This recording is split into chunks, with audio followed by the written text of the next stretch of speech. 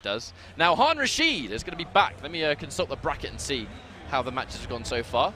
We obviously saw him win his last match in winners against Teking Master, which is going to be against simple 2-0, it seems. The question is, what point of the pool is this? Let's have a look. Consult the bracket. All right, so whoever wins this is going to be the privilege of fighting Coach Steve in the winners finals of the pool. So this is to get into winners finals, where Coach Steve is lying in wait. Coach Steve would have had to already have defeated Justin Xavier to reach there. Shout out to Justin Xavier, one of the UK boys, versus fighting. It's in the Intercontinental Combat, and versus fighting is Justin's tournament. If you're in the UK and you're watching it right now, go to versus fighting. You won't regret it. Absolutely. Han Rashid looking really clean today. And he's bringing that Liu Kang again and looking on top form. I know he's been doing all right at locals around, so he's naturally quite a confident player, I think. But one thing about Han Rashid is I swear that every time I watch him play, he's playing a different character. Oh. Like, he thoroughly doesn't mind going through all these different characters until he really settles down on who he likes in the game. Hang on, guys. I actually just realized I've dragged the bracket out a little bit, and this actually isn't to get into winners finals. We're one set short. So we're actually almost at the end, but this is going to be to fight Coach Steve, and then the winner of that match is the winners final of the pool. I keep underestimating just how big these pools are. It's big pools because it's a big tournament. Yeah, right? we still have there is a reason there are 3 days worth of stream content. And on the other side of this bracket, we have Daddy, who is waiting between the winner of Muffin Guy and Rainbow Pride. So Rainbow Pride versus Daddy, I will assume might be the match we'll see. If that's what happens, it could be potentially a Daddy versus Steve, Han Rashid. Either way, this winners finals is actually going to be an excellent match. There are some sick players in the far end of this bracket. This is a rough pool too. This is a tough one. Whoever's going to make it out of this one and winners can definitely be proud of it.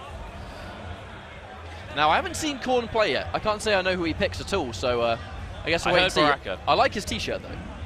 And that Baraka would have been Korn through, because I just noticed this t-shirt. Han Rashid 100%. Good lord. We're going to see Liu Kang from him, so hopefully you guys have enjoyed this tournament so far. Things have been absolutely wild. There have been so many pools to get through, and I got to say, I'm not used to it. I'm not used to these numbers for Mortal Kombat. This is madness. Shout outs to the MK community. Hopefully we see everyone around the rest of the year also. So it's going to be Liu Kang versus, hang on a minute, Kotal Khan? Wait, what? Ooh.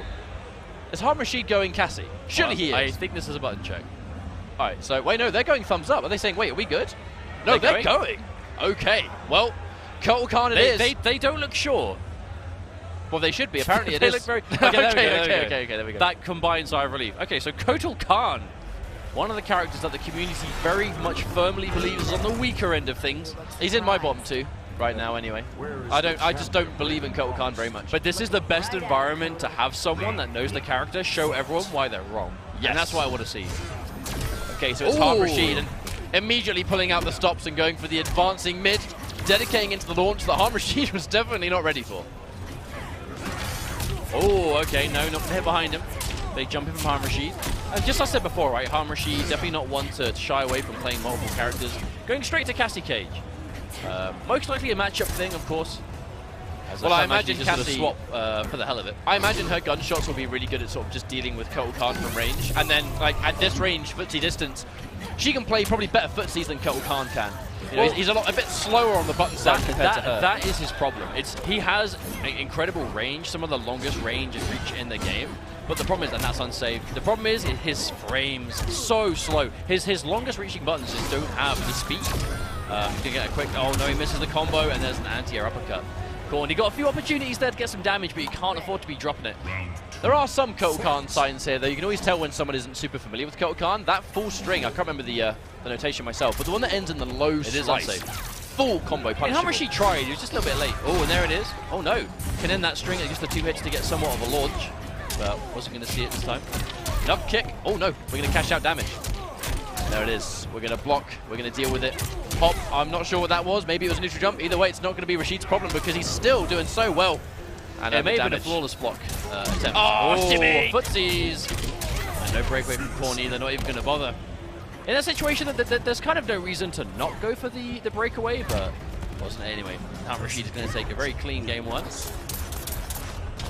And are we going to go? No, we are going to go for a rematch. We are going to go for a rematch. I always, Kotal Khan is just, I feel like he's just one of the game's more unfortunate characters. I mean, against someone like Cassie too, where per neutral is some of the best well, in the game. Thing is, I don't want to just talk about the matchup and the character, because I mean there were a bunch of opportunities he had there to get damage and take it, but he did drop every combo he got the opportunity for, right? I don't want to just completely just say, okay, the character definitely isn't amazing right now, so that's why he lost. Like, at the end of the day, like, you still as a player have to, if you make mistakes, you have a higher chance to lose the game. It doesn't matter who you're playing. You can be playing Gearus versus Sonya, and mistakes will still cost you the game more than the character will. And there is a nice crushing blow from full screen. Just like that, it's evened out.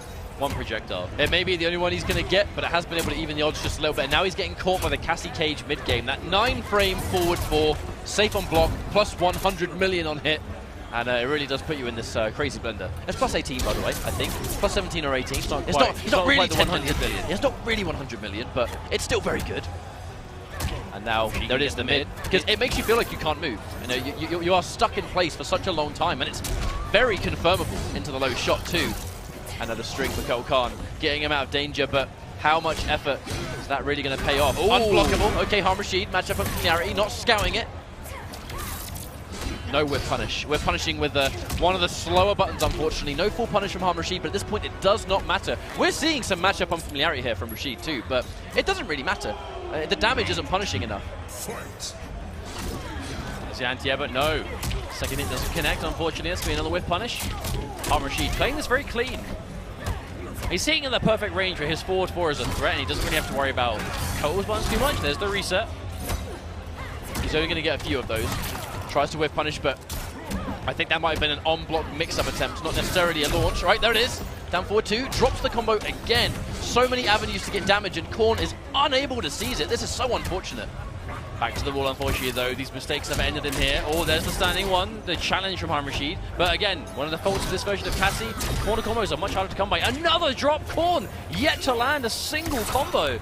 With the damage, had ample opportunity. I worry because the damage that he's left on the table is almost sufficient damage to end the round. Oh no, this round will be over. This round should be done, for sure. Punish. Oh no! Down one parry. That doesn't look intentional. Poor old Korn. He's made some good decisions and has some opportunities to win, but that just kind of slipped through his fingers to me. I think it was execution 100% let him down. No, certainly. Obviously, like, you know, there's much we can say about Kotal Khan. Obviously, the character is seen to be quite weak, but it doesn't matter who you're playing. If you consistently get